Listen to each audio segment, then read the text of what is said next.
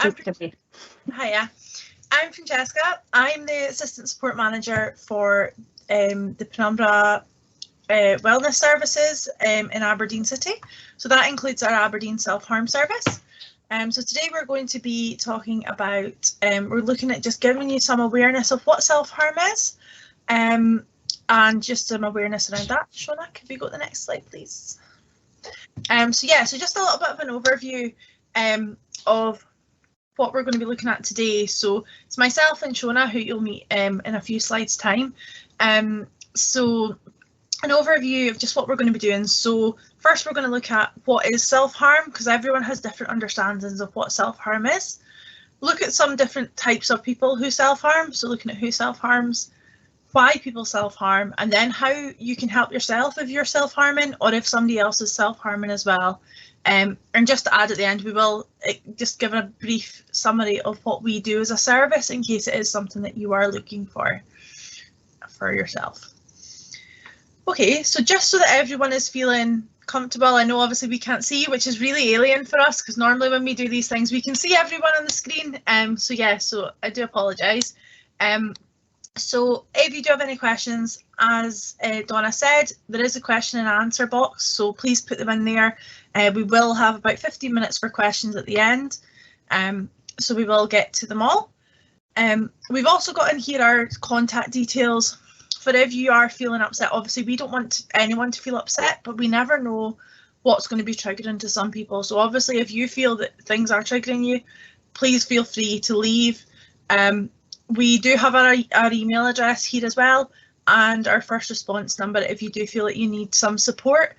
If you have any questions based on what we've discussed today or based on just self-harm in general, you will be able to contact us with these details. They will be again at the end, so don't worry about writing them down or anything like that. And you will be able to get a copy of these slides. So Shona's just going to just talk about what is self-harm. Yes, so hi, I'm Shona. So I'll quickly just introduce myself. I am the peer worker at the Aberdeen Self-Harm Service. And what we're going to look at first is what is self-harm. So self-harm is a non-accidental and non-suicidal coping strategy that people use to deal with stressful circumstances. One thing we do want to make it very clear is that self-harm is not the problem. Self-harm is very much a coping strategy. It is intentional and it does cause harm to one's self, one's body. But what is good, well, not good, but one thing that is very clear with it is a survival technique. So a lot of people tend to think self-harm and suicide go together. However, what we tend to find is, especially with our supported people in our service, that their self-harm is actually their way to survive what is going on for them right now. And it is a form of expression, so like it's a form of way of themselves to communicate what they're feeling if they don't know how to communicate what they're feeling. And from others, it is also a way of them to gain control of what is going on around them. So when life is out of control for themselves, their self-harm is the way for them to gain some element of control back for themselves. So that is kind of what self-harm is. And there's many different forms of it, many different forms. There's always the conventional ways that people tend to think of, but also like over exercising, over exercising at the gym, and like controlled eating is actually a form of self-harm as well, because that's also causing harm to one's body and oneself. But it's always about the intent of that act. For example, like tattooing could be literally like, oh, I see that lovely piece of art, I would like that on my body.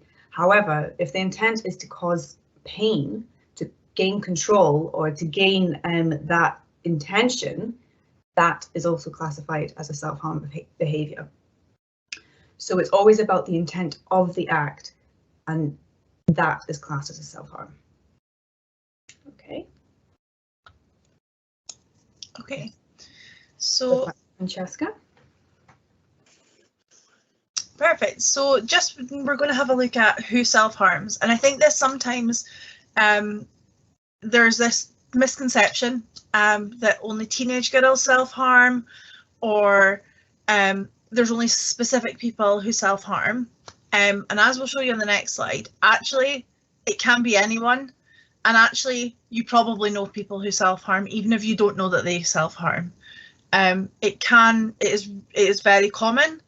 And it's very common that somebody will have done it at some point in their life. Some of us don't even realise that we've self-harmed. Obviously, we talk about intentional, but what I remember when I was at school, there goes through fads in schools and things as well, where people will do it as it's like a fashionable thing. When I was at school, it was heating up lighters and burning your arm, so you got a smiley face on them. We're going back 20 years, so that's a while ago. But anyone can self-harm, and actually there'll be people around you that are self-harming that you just don't know. As we said, it can be anyone. We have people in our service, so our service is 16 and over. So we have people in our service who have had people in our service who've been 16. The oldest person I've supported, I think, was 78. I have had quite a few in their 70s. I can't remember exactly which one was the oldest. Some people that come into our service have started self-harming at a later age. Some of them have self-harmed since they were children and maybe never had support for that. So absolutely, it is something that is a lot more common than people think. We have got a few sort of things here that are where we would see more prevalence in self-harm. So if you're part of the LGBTQ community, there is a higher prevalence of self-harm in the LGBTQ plus community. We also see in children who are looked after not by their parents, so whether that is in some sort of kinship care, whether it's grandparents, whether it's in foster care, even children who've been adopted. So there is a higher prevalence if they're not looked after by their biological parents. They don't really know why the link is, even in saying a child who's been adopted as a baby, but there does still seem to be stats that show that there is still a higher prevalence of self-harm. And just our third picture there is just around mental health. So just because you self-harm doesn't mean you have a mental health condition. Just because you have a mental health condition doesn't mean you're ever going to think about self-harming. But it is something that is more prevalent in people who have mental health conditions. We also see the people that come forward for our support generally are more female than male. But that's just what we see. And actually the studies show that even though the gender bias towards male and female isn't always that way, there's more chance of women coming forward for support. Our service, we mainly see people who are probably 25 to 45.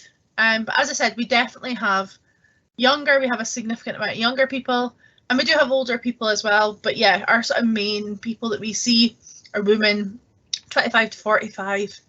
We tend to have about 1 in 4 would be men, I would say. Yeah. And they tend to sit in those age brackets as well. So it really can be anyone. And as Shona was saying, there's so many different types of self-harm that just because somebody's self-harming, you may not know. And I think so often, I think even in some of the questions that we got, it was like, how can I do something that isn't cutting? And cutting is the one thing that people know about quite often, but it's definitely not the only way that people self-harm. And actually, I wouldn't even say it's the most common way that we see self-harm. Everyone self-harms differently. So yeah, so that's who self-harms. And I'll hand back over to Shona.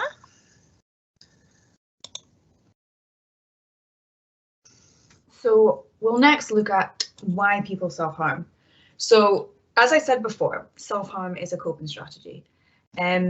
So the main reason is people are trying to cope with a distressing circumstance within their life, or the lack of expressing their emotions. Because I think, especially as a society, we're not very good at understanding our own emotions. One thing that keeps coming up for people that come into our service is a concept called invalidation. So this is when throughout childhood, it's always been like, it would be phrases like man up or big girls don't cry, stuff like that, almost suppressing those healthy emotions, which is sadness or anger or distress, but telling them that that feeling is wrong. That is what invalidation is, and not letting them feel it or express it. So, and this comes out in a way of what is up on the slides of the functions. So the functions of self-harm are different for everybody. And just like, as we keep saying, self-harm is such an individual thing. So for some, they may feel like all the functions relate to why they self-harm. But for others, it could be 1, 2, 3, multiple different old patterns. So with the functions of self-harm, what we tend to see is release of feelings. So this kind of does coincide with the invalidation of not expressing themselves in a healthy manner, or feeling that they've been their emotions have been oppressed in some form. And as I said before, sometimes their self-harm is a way for them to control what they can in their life. So there's that. Another function of self-harm is distraction. So we actually compare this to like when you're going about your day, you've got like, I don't know, multiple things to do, but you suddenly like stub your toe on a piece of furniture. Suddenly, all you can think about is the pain that has caused. So that's, and it's distracted you from whatever you were doing. That's kind of the same feelings that people who see distraction as their function. So that's kind of that function of it. So cleansing is we call it quite a ritual, like a ritual kind of thing. So cleansing for some people is like they're getting rid of the badness from their bodies or the bad thoughts through their self-harm. We tend to think of it as like, well, if you think about it, in the medieval times, plague doctors would actually use leeches to get the bad blood out of someone's body. It's that kind of thinking that goes with that function. Feeling real or alive. So this kind of comes of a place of, again, invalidation, where someone's actually they feel quite numb. They don't know what they're feeling. And their self-harm is actually the way for them to feel something, to feel, be that pain or to feel that emotion through their self-harm. Then we have self-punishment. So this is when someone feels that they don't deserve, they deserve the pain that they bring from their self-harm. Due to this mainly comes from a lot of like abuse or trauma, where that punishment is, they feel like they deserve that. And as I said before, self-harm is also a form of communication. So for those who, as I said, with invalidation, don't know how to express their emotions, their self-harm is actually their way of saying, actually, I need help.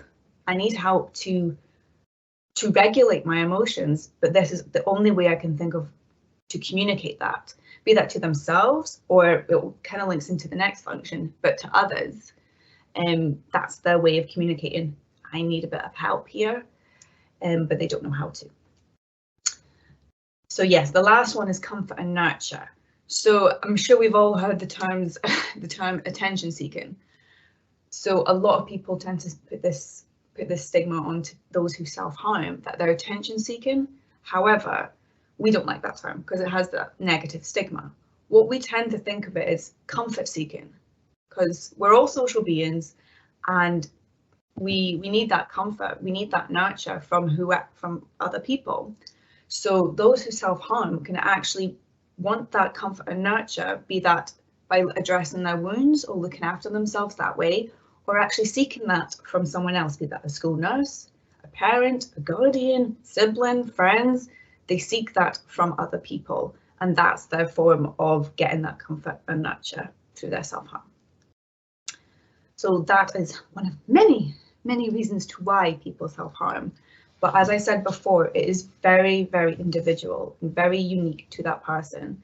So one of these functions could apply, or all of them could apply. It's just so different for every person. So that is why we self-harm. And I think it goes back to Francesca. Okay, so what we're going to look at now is like how you can help. So how you can help yourself if you are self-harming, or how you can help somebody who you know is self-harming, or somebody who's come to you. What we do say with this is, remember that when if you've noticed somebody self-harming, it's maybe not always the right time to bring it up. So it depends on how your relationship is with somebody, because it might be that actually they're self-harming. If you've seen a scar or something, that might be something from a long time ago. So it should always be the person who brings it up, unless maybe if you are a parent or a carer of somebody who is self-harming, then obviously, or a teacher, you may be in a slightly different situation where you can possibly bring that up. But remember that it's in a non-judgmental way. You want them to open up to you. So the more open you can be to them, and the less prying you can be to them, the more they are going to open up. And I have a teenager myself, and I have 3 grown-up children, and I know from my experience that the more I pushed, the less they talked, and that was always the way. As soon as I pushed, they clammed right up. So yeah, so one of these things, and again, this doesn't have to just be for children, this could be for other people you know, could be for anyone that comes to you who is self-harming, or for yourself. And it is about identifying why you're self-harming, because once you know why you're self-harming, so looking back at those functions, that can really help you to be able to find something to put in that place. Because yes, we're not going to just replace something automatically with a similar sort of thing. That can be really difficult, because obviously at the end of this it says about distraction techniques. A lot of people who come into service with us have been told, if you're cutting, this is the distraction technique that you need to use that's going to solve your problems. And actually they're totally individual to everyone. When people join our group that we do, they get sent out a pack with loads of different things in it. We have 6 full A4 pages full of distraction and expression techniques for people to try. That is not something that, it's not something that one size fits all.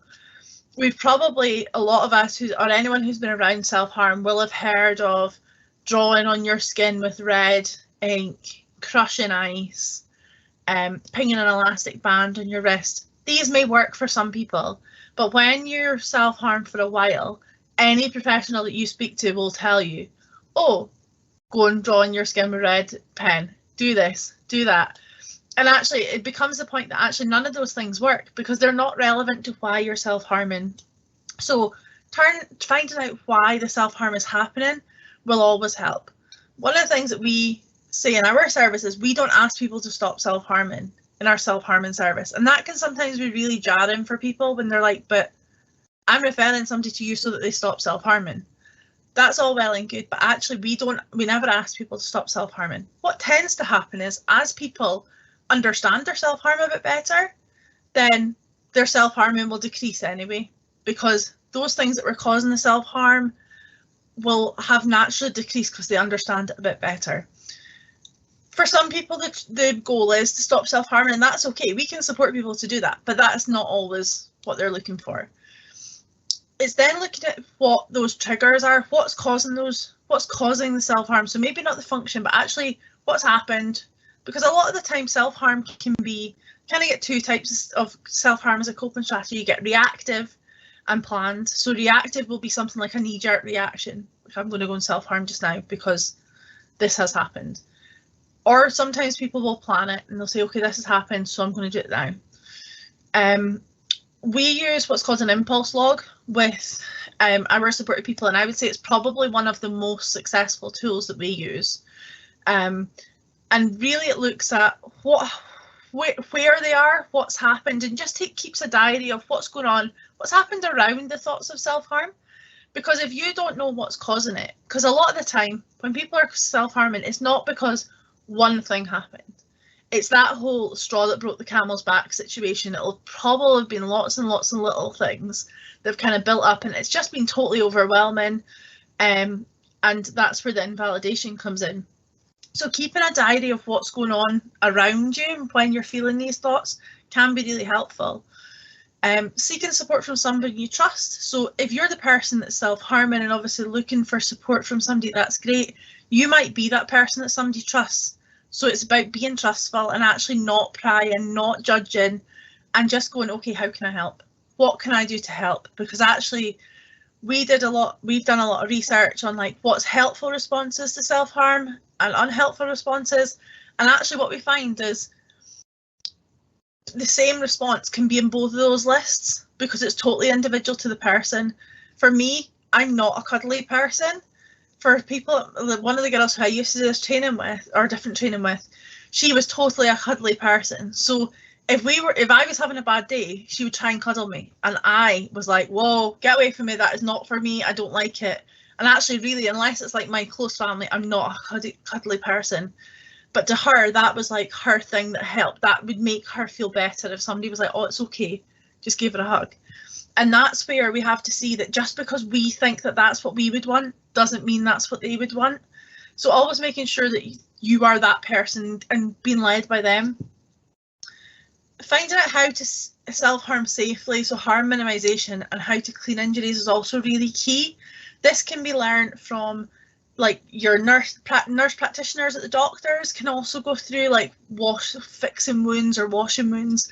Sometimes it's about having a first aid kit for somebody. So I've known in the past, our service used to do it, we don't do it anymore, but we used to do like a little first aid kit that had like plasters and saline and sort of all the things that you would need to clean a wound to make sure it's not getting infected, because realistically nobody is self-harming, or not a lot of people are self-harming with the intent to get an infection.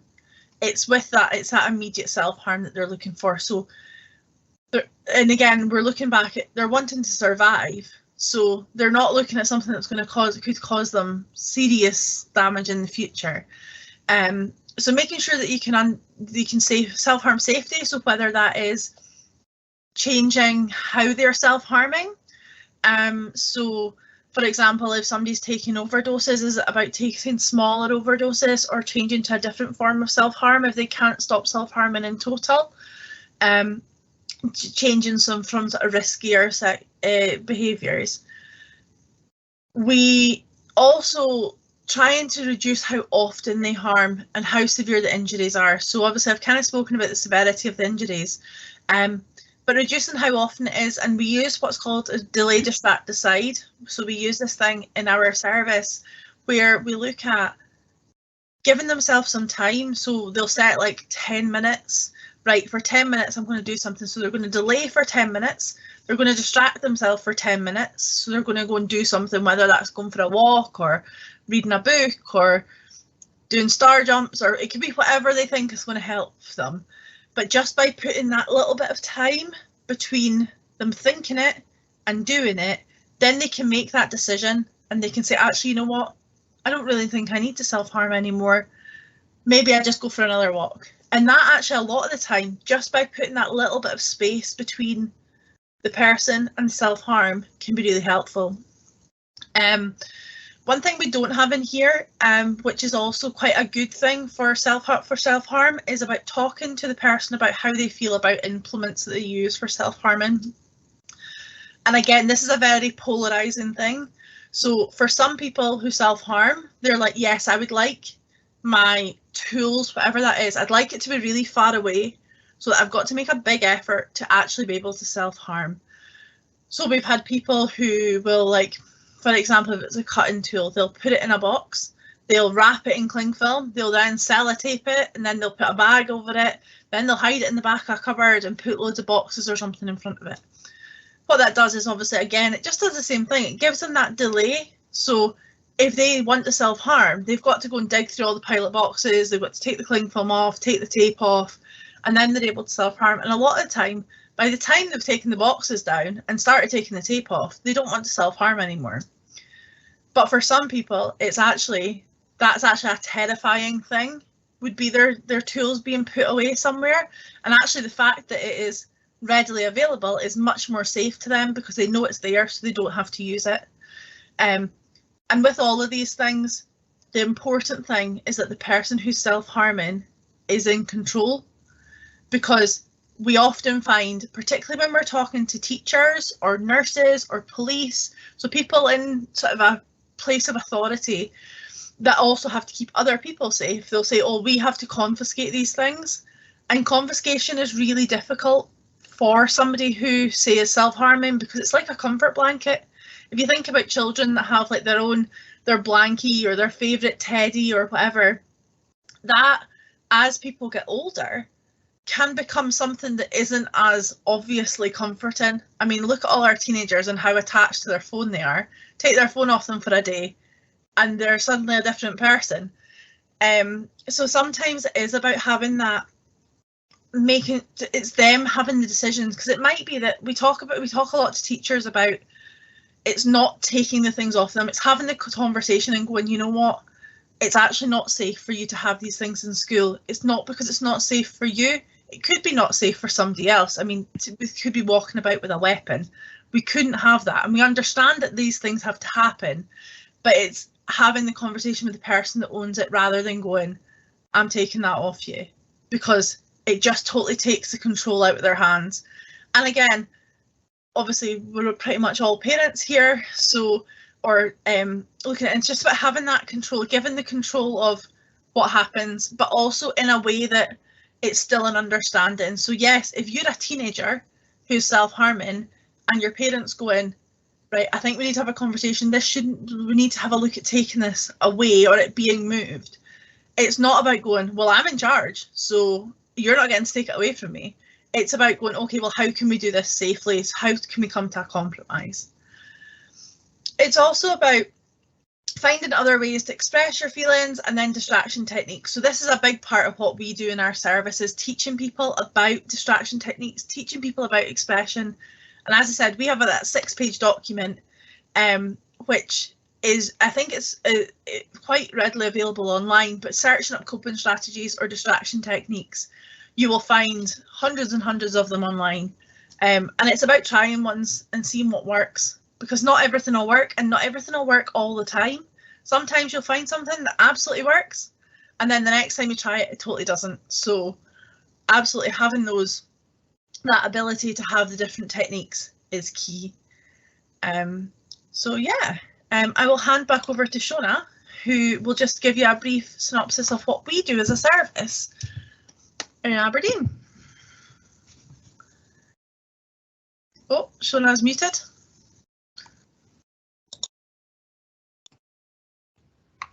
Of course I muted myself. I do apologise for that.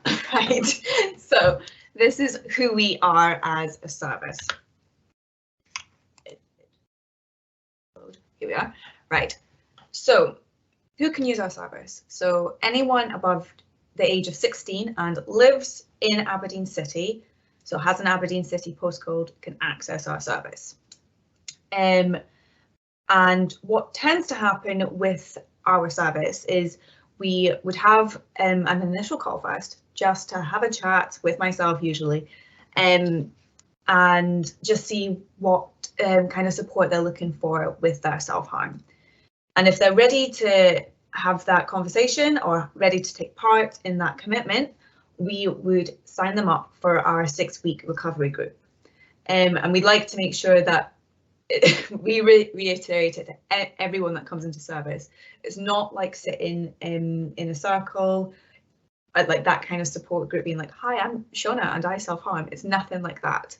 What we do is actually, as Francesca said, is we actually have like presentations of why we self-harm, how to identify triggers, different coping strategies that we could use alongside our self-harm to almost reduce it, and value in yourself, so like self-esteem and having that positive chat about yourself, and then obviously bringing that all together in a self-management toolkit.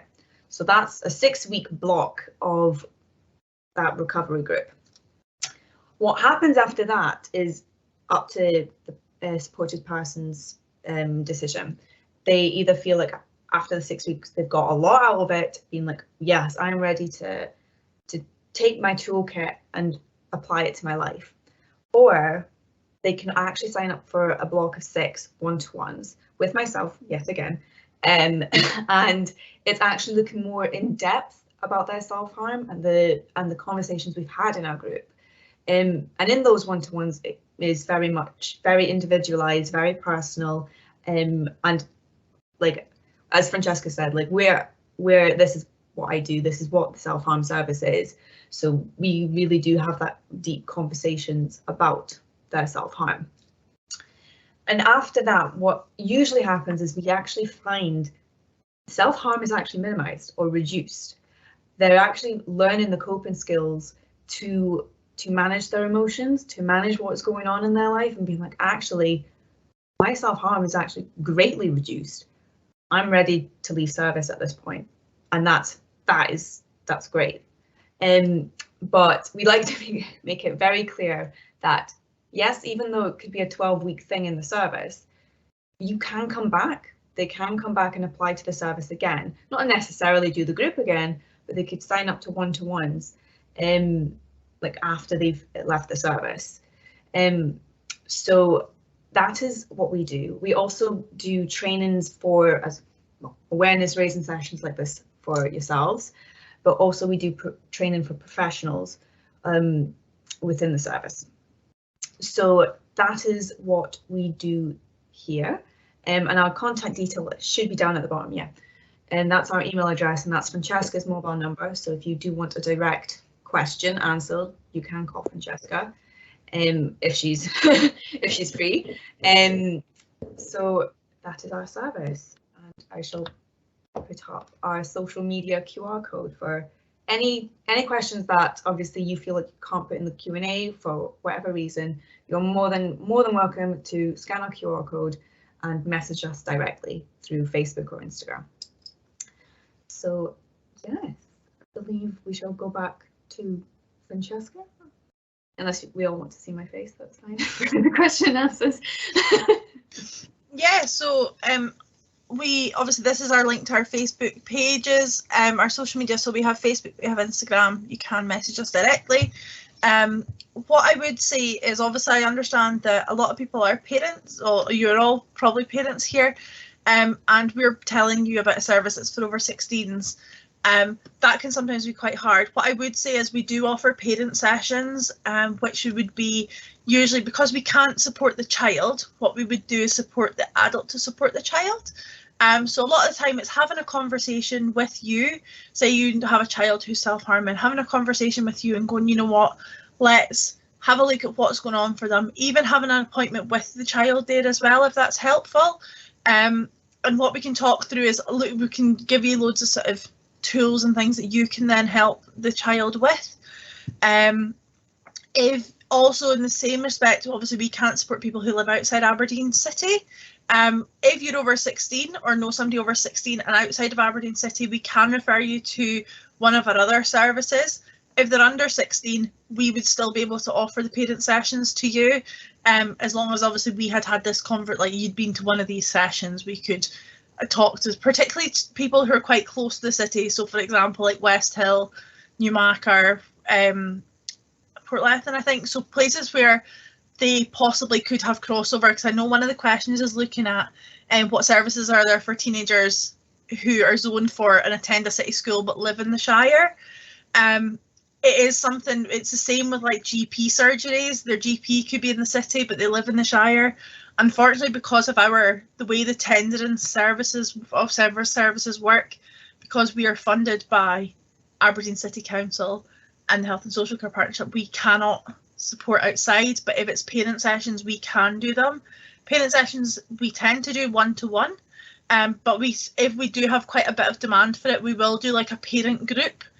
So say we might organise like a Wednesday evening or something where we'll maybe have 5 or 6 parents who are just looking for a bit more information, a bit more in depth than what we've done today, to come along. So we can do that, and it's all kind of available on request rather than just always happening.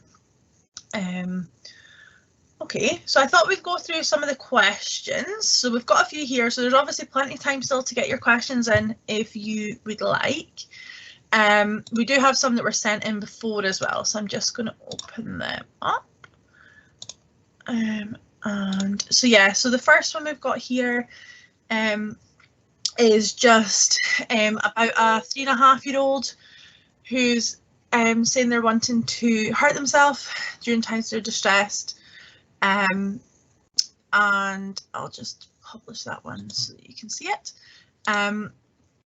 So they're obviously looking at, she's obviously using that as a coping strategy, but I would definitely be looking at what the distress is for her, and like trying to get her to use her words. And I think that that's kind of the key, because so often it's about communication.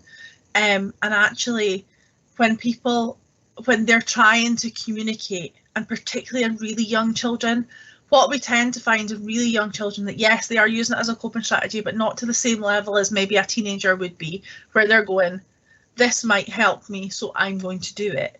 Whereas I think in younger children, particularly I would say under 5, so under sort of school age children, probably even actually to sort of mid-primary, it's more of a sort of reactive thing, because they've maybe hurt themselves once they've had that feeling of, for example, when we were talking about like the knee-jerk reaction, or like when you hit your knee, or your funny bone, or stub your toe, and it's that it cuts through everything else.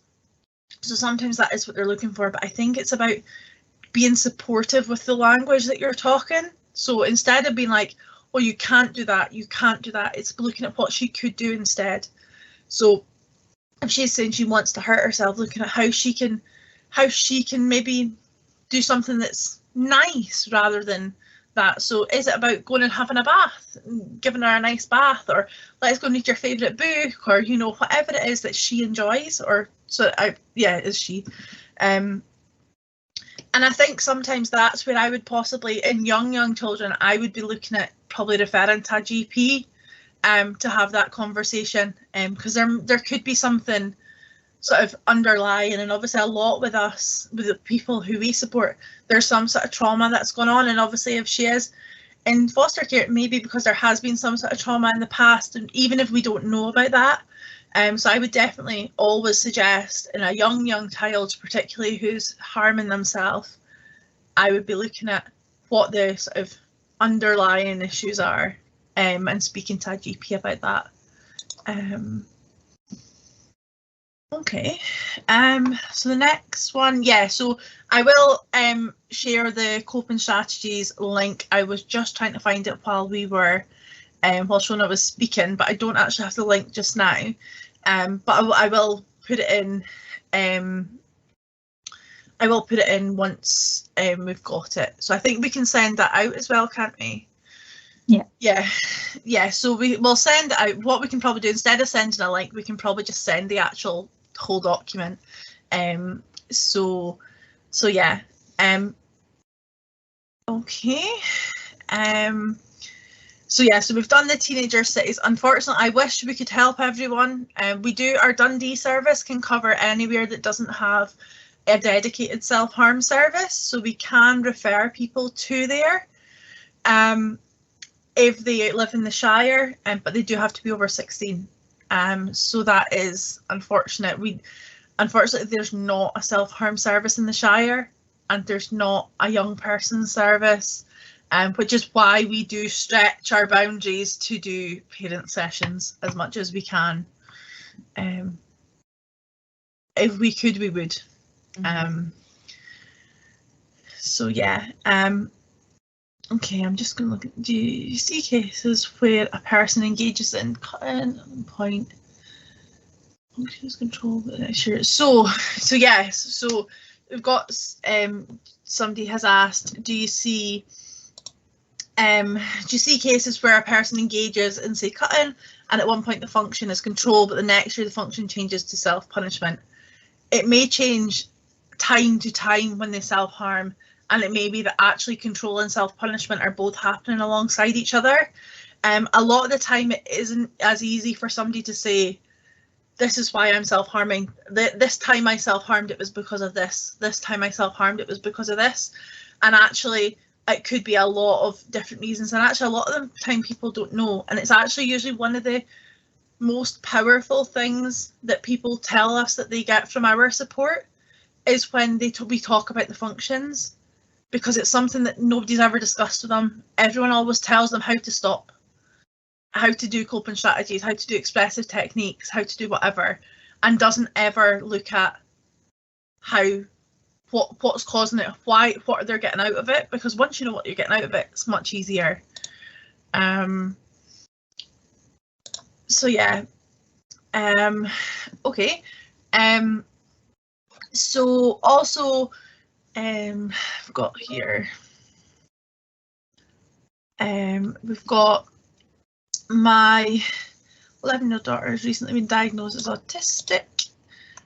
But for the last few years she's been plucking her eyebrows and eyelashes. So yeah, so with self-harm, obviously you're saying there about the sort of the it happening with our autism. That's where, so we are specialists in self-harm as a coping strategy. There are lots of different types of self-harm, and actually sometimes it may be that she's using it as a coping strategy, and it may be about finding something that does the same thoughts for her, gives her the same feelings, or something that would distract her. So that's about using those coping strategies alongside. What I would say is, just because somebody is self-harming, when there's like a learning disability or a learning difficulty or difference, that can be a difference. It's not as easy as a swap as somebody who doesn't have that. I mean, talking as a parent of somebody who is autistic, it isn't always something that can be swapped like for like, but I think it is about having those conversations and opening those conversations and just going, okay, what's going on for you? Talking about the functions, talking about what she gets out of it. And I know that you're saying obviously talking to her is very difficult. Another thing that we suggest very often to people who are in service with us is actually don't talk about it when it's happening, because that doesn't help. So we talk to people who we're often telling them about coping strategies, and sometimes they've been told about coping strategies 300 times before they come to us. And they'll say like, oh, but it just doesn't work. And I'm getting that frame of mind and I just can't think of anything else. And what we always will tell them is, do it when it's not needed. So learn how to do it when you don't need to do it. So learn how to do breathing techniques when you're totally fine, because you need to be able to learn these things so that when you do need it, it becomes second nature. So when you get stressed, you think, aha, coping techniques, I'll just do my breathing techniques, or I'll go for a walk, or I'll listen to my favourite song, or I'll go and draw a picture, or I'll go and stand in my back garden and scream at the top of my lungs. You know, whatever that coping strategy is, do it when you're well, and it'll make it much easier to do when you're not well. So I'm wondering if it's maybe about having that conversation when she's a lot less stressed and a lot less amped up. Having that conversation, what's happening when you're doing this? Is there a reason why you're doing this? Are you getting something out of it? Is there something going on? Because it might be that she doesn't really know, but it might be that there is something that she knows that it helps. It might be one of those functions. And as I said, like, you will be able to have access to the slides, so it is something that you'll be able to, you could even have a look at, sort of, again, even possibly with her, and to look at what it is that's going on. So yeah, okay, the last question I've got here, again, we do have some from before, so I will go through them as well, but things like self-harming, like cutting, can become a habit. Some people do say that it becomes a habit, and the release of feelings becomes something that they're always looking for. I would say that is a very, very low percentage of the people who we support, if anyone actually. Most people who it's a habit, it will just kind of, if it's only a habit, and they're not getting anything out of it, it'll fizzle out. And this is the same for people who will say sometimes, people will say, oh, but like we talk about like peer groups, so like, oh, they're just doing it because their friends are doing it. And actually usually what we find in these situations is, yes, there might be a group of 10 people, they may all be self-harming because their friends are doing it, but there's possibly one person in there who's doing it because it actually is giving them something. And if it's not giving them anything, what'll happen is it'll fizzle out. They'll never do it to the extent that it's really going to do any damage because it hurts. So that'll stop them if they're just doing it because their friends are doing it. And what'll happen is it'll fizzle out and they'll be like, oh, do you remember when I did that as a teenager? Because, you know, we all tried things as a teenager. I'm sure most of us possibly tried drinking with our friends as a teenager, kissing boys or girls, whoever we were kissing, smoking, you know, these things. We all try these things as teenagers, or a lot of us do try these things in groups because that's a normal type of teenager behaviour. But yeah, a habit possibly, but I wouldn't say that it's a cause of people self-harming as habit. And people can rely on it, so it might be that happens. So yeah. Okay, the next one here we've got, my son has autism and is very emotional and isn't a good communicator. I can't always gauge his emotional state. How will I know who to talk to him as he's only 14? Who to take him to as he's only 14? So the best person to possibly, in that sense, it would always be GP, would be who I would be pointing you to, just because there isn't a service for under 16s. Unless you have support through, say, through a social worker or through Bernardo's, you know, through any of the third sector. So we do training for lots of people. I know next month we're doing training for Bernardo's. The following month we've got training for Rape Crisis Grampian. We do multi-agency training every month, where we train up 30 people who work in Aberdeen City with people. So lots of people have attended our training, so will have had sort of a knowledge of self-harm. I think it's about unpicking those emotions as well. And it's that invalidation as well coming in, where we want to make sure that he's feeling his emotions are listened to and heard. And even if you are the best parent in the world and is sat there listening to every single word that they're saying, sometimes they don't feel heard. And it's about giving them that, they're going, you know what's going on for you? What do you want? And you know what? I've got 2 boys, and most of the time I got nothing. I don't want anything. And that's really difficult, particularly when they don't talk back. I've got girls that talk the hind legs off a donkey, but 2 boys who just grunted at me while they were teenagers. And I think sometimes it's about just being there and opening that door and going, you know what? See, if you don't want to talk about it just now, that's totally fine. You come and find me when you're needing to talk to me. Or so from one of my sons, I had to go, you know what? Every day is how's things? And every day I got fine. But he always knew that once a day I was going to ask him how he was. And if he kept saying fine, that was okay. But there was days where he'd be like, you know what, it's actually been really rubbish today. Like, I've just not had a good day.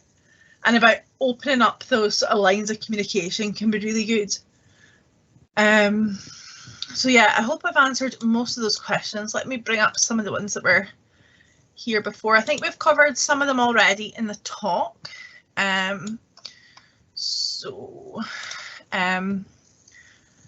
Okay, so how to detect and prevent self-harming from happening?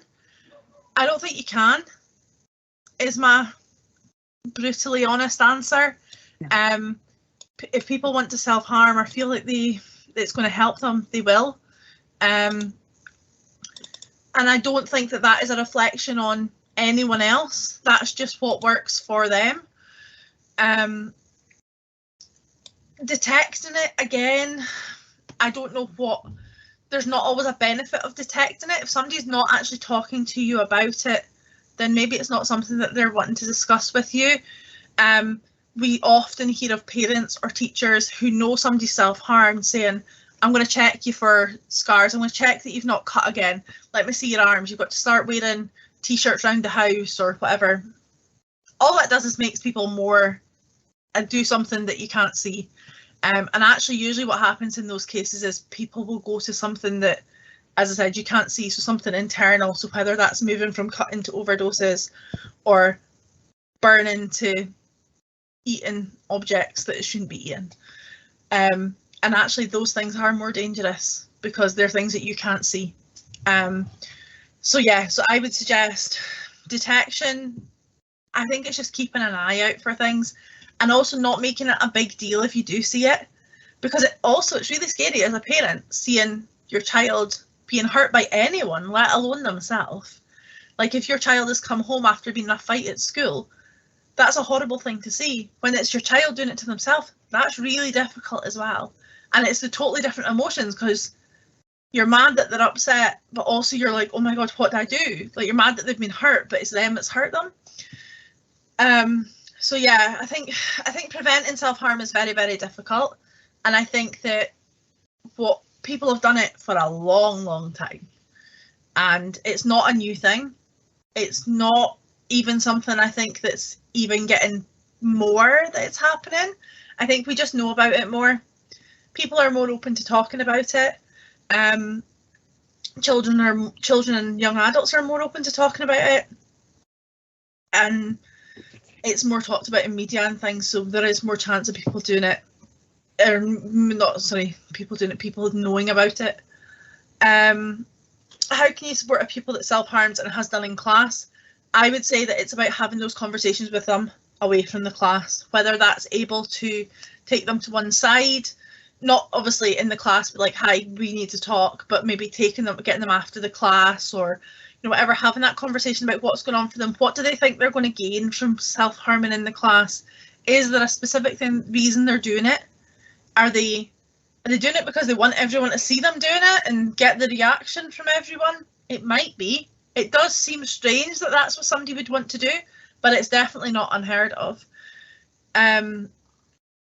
So yeah, and also having that conversation about how it's not suitable to do in class, even using the whole, but you could be upsetting other people in the class. Maybe they're getting that reaction, but it could be really triggering for somebody else, and actually opening that up to them and going, how would you feel if somebody was doing this in class?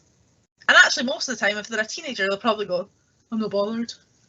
But inside they'll know how they feel, and that can sometimes be enough. So we've got here, my son gets extremely anxious over seemingly small things. I try my best to support him and let him know it's okay, validate his feeling and try to make him feel better. But no matter what I do, he seems to struggle with emotional vulnerability. I need help to get the balance between him telling him to toughen up and making him feel it's okay to get upset so easily. I would, in that situation, be making sure that he knows he's listened to. And yeah, like we talked about the language of like invalidation of us saying, oh, big boys don't cry and things like that. There is obviously that balance where in sort of real life, bad things happen and sometimes upsetting things happen, and we need to be able to teach our children to be able to deal with these things. So it's not saying that these connotations aren't things that we can use, but I suppose it is about having that conversation with them to go, you know what, maybe it's even about having like a mood diary or something where he writes about his feelings or colours in about what's going on. We can do like all sorts of stuff like that. Mood boards and things can be really beneficial for people who don't want to speak, but they've got enough of an understanding to be able to write it down. And maybe it's a secret diary that you never look in, but you help them to set it up. And that can be really difficult as a parent as well, being like, I know my child's writing in this and I'm never going to read it. But actually giving them something that is solely theirs, that they can write whatever they want in, no judgment, can actually be really, really powerful, because just getting it out there, it's like that whole, a problem shared is a problem halved. Getting it out there can be really, really powerful. Okay, we've got a couple more, and I know we've only got 5 minutes left. So any less harmful strategies instead of cutting? Satisfy but do not inflict permanent marks. yeah, there are. There will be coping strategies that do the same thing. What I would say is that with those sort of strategies, it's all about what they get, and I think there is tools that for even permanent marks we can look at getting help for that. And there is a service in Aberdeen that do skin camouflage that you can get on the NHS as well. So if somebody has got scars, it can be any kind of scars, it doesn't have to be self-harm scars, but they can get the prescriptions on the NHS. So they get all this, it gets matched to their skin, they get shown how to put it on. It's waterproof, so they can go swimming with it on, or it can be, people will use it for their wedding days and things. So yeah, it could be that if they do have the marks, that is a way to sort of mitigate it. I would say that depending on severity of any cutting and things, cutting tends to be a self-harm that is less harmful. I would say it's just one of the more common ones. It's one of the ones that are known about more, and I think because we see it in the media and in social media that it also has the connotations of like suicidal attempts and things like that, that sometimes it gets quite scary. So yeah, I would say it's down to looking at the coping strategies and seeing what actually they're needing. It's not always a like for like. It might be that they're looking for attention. It might be nothing to do with the actual cutting. That might just be the way that they've managed to manifest it. How to reach my child when he thinks I'm too old worldy to understand the contemporary problems he's facing. I think that is a parenting problem that people have been trying to deal with for centuries. I, as I said, left school about 20 years ago, and I'm one of these people who lived before computers and after computers. And I think that it's one of those things that just, it is about having those conversations. And you know what? I'm sure as a teenager, we all thought that our parents didn't know anything because they were old. And actually, now that I'm an old person, I realise that they probably knew just as much as me. But you know what? It didn't really do us much harm, did it? Working that out. We have to make our own mistakes. And, you know, it's those things that making the mistakes in a safe environment, knowing that they've got their parent there to go to if they need that support, is a massive thing for a lot of people, particularly children who maybe are feeling a bit more vulnerable, maybe feeling like they've not got that support. Making sure they have the support is really key, and just being there for them and not trying to be cool, because I think that that's the worst thing. See, when you try to be down with the kids, that just shows that you're not down with the kids. So yeah, again, similar sort of thing. So how would you encourage your child to share their feelings with the parents so that as parents we could understand a bit more about what's going on? Again, it's all about communication, and I feel like I say communication 3 million times when I'm doing any training or any awareness like this, but it's about opening that communication and just being like, you know what, we're here, we want to help, and not judging. And I think that can sometimes be really difficult as a parent, getting that balance. So yeah, I think that's probably them all, and I know we've only got 1 minute left. I feel like I've spoken for the last hour. So yeah. Thank you so much, Francesca and Shona. I've learned so much, and you've certainly raised my awareness tonight, and there's a lot of food for thought there.